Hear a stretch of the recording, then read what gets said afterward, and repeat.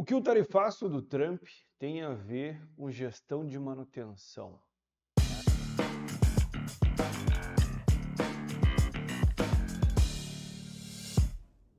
Se você acompanhou as últimas notícias, né, aqui no Brasil, o Donald Trump, presidente dos Estados Unidos, ele sancionou uma taxação de 50% de produtos que são importados dos Estados Unidos do Brasil para os Estados Unidos, não. Então, produtos exportados do Brasil para os Estados Unidos, para serem comercializados lá, serão taxados automaticamente em 50%. Essa medida parece que começa a partir de agosto, mas os impactos já estão ocorrendo, né? Então, aqui tem uma notícia do G1 do Paraná, onde a indústria do Paraná anuncia férias coletivas para 50%, 700 funcionários devido ao tarifaço do Trump.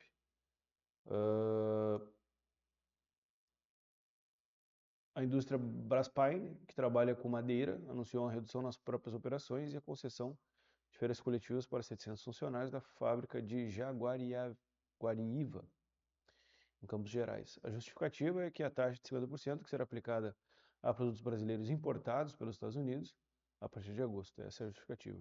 O anúncio foi feito pelo presidente, Donald Trump, etc. A indústria paraense exporta quase toda a produção de um de seus itens que fabrica. E então essa indústria ela exporta para os Estados Unidos. Mas essa indústria de madeira, indústria moveleira também do Rio Grande do Sul, vai ser muito afetada, está sendo muito afetada.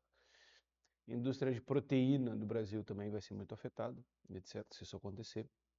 Mas o que isso tem a ver com gestão de manutenção? Né? O que isso tem a ver com gestão industrial, etc.?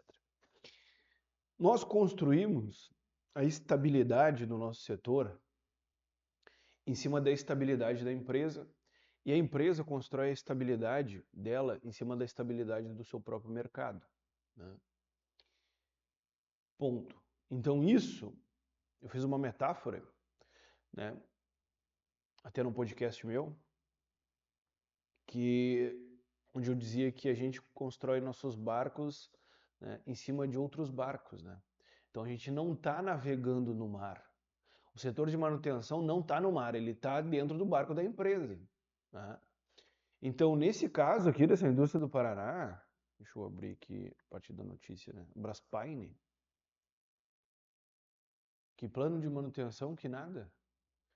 Bota todo mundo de férias coletivas e que se dane. Que se tinha um plano para botar para rodar, um plano para terminar, um overhaul para fazer, uma parada de manutenção, cara, isso aí já era. Esquece tudo. Não tem.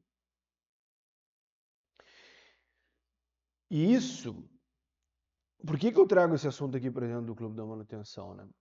Porque vocês têm que entender como gerenciamento de manutenção, supervisão, coordenação, né, até a área técnica, não importa, que não tem estabilidade nenhuma.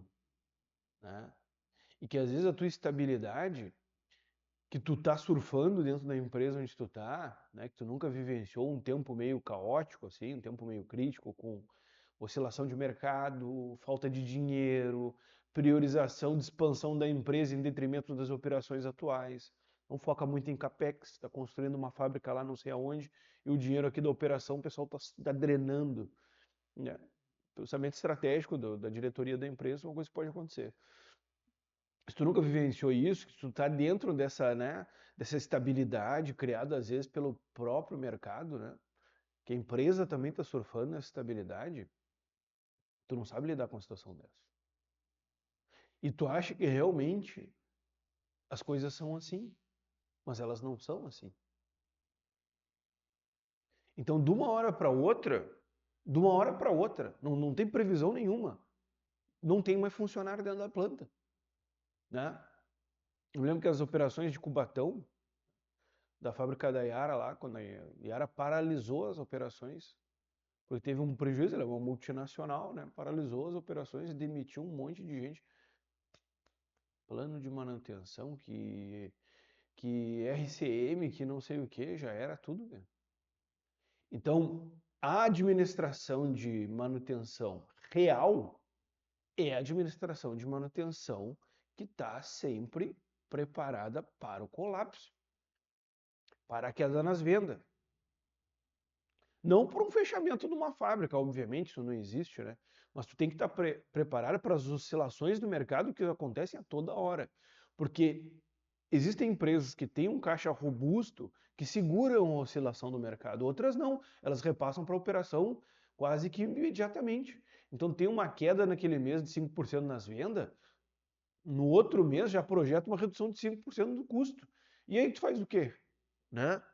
Então, muito da minha crítica à política deliberada de redução de custo de manutenção, né, que eu vejo o pessoal fazendo análise estatística, né, de estoque de manutenção, né, projetando estoque de manutenção conforme a curva de confiabilidade, não sei o que, tudo isso é uma fantasia, cara. Tudo isso é uma fantasia. Quando dá uma M grande, o que tu quer é ter um motor no estoque. E se tu entrar nessa, escuta o que eu te dizendo, se tu entrar nessa viagem, né, tu gerente de manutenção, coordenador que tem o poder de definir, etc. Se tu entrar nessa viagem de meter um estoque enxuto, né, de diminuir o custo de estoque porque não sei o que, papapá, tu vai tomar ferro. Quanto 1 mais 1 é 2, é certo que tu vai tomar ferro. Tu tem que entender que o estoque de manutenção, agora falando especificamente de estoque, né, é itens correntes, que são utilizados tanto pelas manutenções condicionais, quanto pelas manutenções corretivas programadas, pelas manutenções corretivas emergenciais, né? E os teus itens estratégicos que funcionam como hedge, como segurança, como um seguro de fato, né? Então, se tu tem um plano robusto de manutenção, uma sistematização de manutenção, não necessariamente tu precisaria ter 1, 2, 3 motores ali de reserva, né? Em teoria. Mas tu tem que ter. Por quê? Porque a segurança da tua planta. Se queima o motor por algum motivo e tu não consegue pegar antes, etc., tu vai lá e troca o motor. Tu não fica esperando comprar o motor, etc., entendeu? Então eu já vi muita gente fazendo achando que tá na Disney, entendeu? Cara, manutenção, eu trabalho com manutenção há muitos anos, né? Ensino muita coisa sobre manutenção. Mas manutenção é uma função secundária, cara. Se os caras tiverem que cortar 50% do custo de manutenção, mandar demitir todo mundo para manter a empresa viva, os caras vão fazer e eles têm que fazer isso. Então não acha. Isso é uma leitura da realidade. Você tem que botar os pés na realidade. Não acha, não acha que a empresa vai manter, porque às vezes nem os caras sabem o que tem que fazer, cara. Ou tu acha que é um normal um presidente de outro país meter um tarifaço 50% nos produtos, cara, arrebenta tua cadeia de produto do nacional, imagina. Mas esse é o mundo que tu vive. É esse gerenciamento que tu tem que gerenciar, né? Claro, obviamente, né?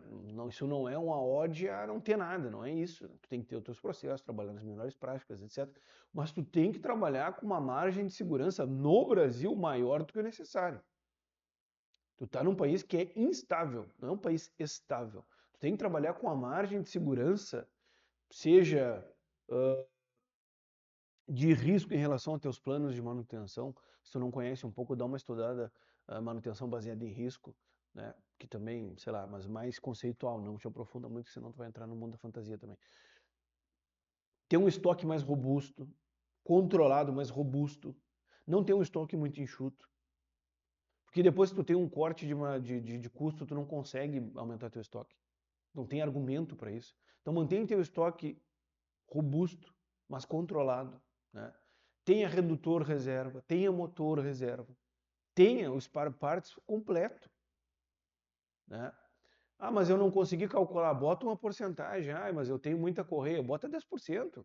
No 15%, não sei, cara, mas tu tem que ter estoque. Ainda mais num país assim. Porque imagina só, dá um corte desse aí, a correia rasga, aí tu não tem a correia no estoque, tu vai fazer o quê? Não vai comprar, cara. Vou mandar tu remendar aquilo de qualquer jeito. A empresa não vai ter dinheiro para pagar. Isso é uma coisa que acontece. Ou simplesmente a diretoria não quer gastar dinheiro nisso agora. Está insegura com o que está acontecendo. Então, gestão de manutenção precisa ter um foco nas melhores práticas, precisa ter um foco, né, no que é profissionalmente correto, né? Precisa ter uma responsabilidade financeira muito grande, mas, escuta o que eu estou te dizendo, entrar nessa viagem de ficar com uma política deliberada de redução de custo, uma política deliberada. O que é uma política deliberada? É tu mesmo que resolve fazer isso. Nenhum diretor te pressionou para nada, nenhum gerente geral te pressionou para nada. Tu que entrou com uma política deliberada de reduzir os custos da manutenção.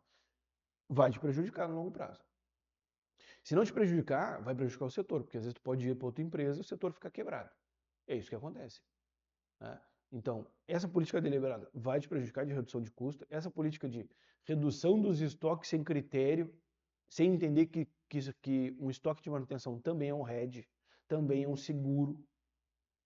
É um seguro. Né? Eu vou falar mais sobre isso em outros vídeos no canal. Vai te prejudicar no médio, longo prazo. Ou no curto prazo, que nem aconteceu agora. Né?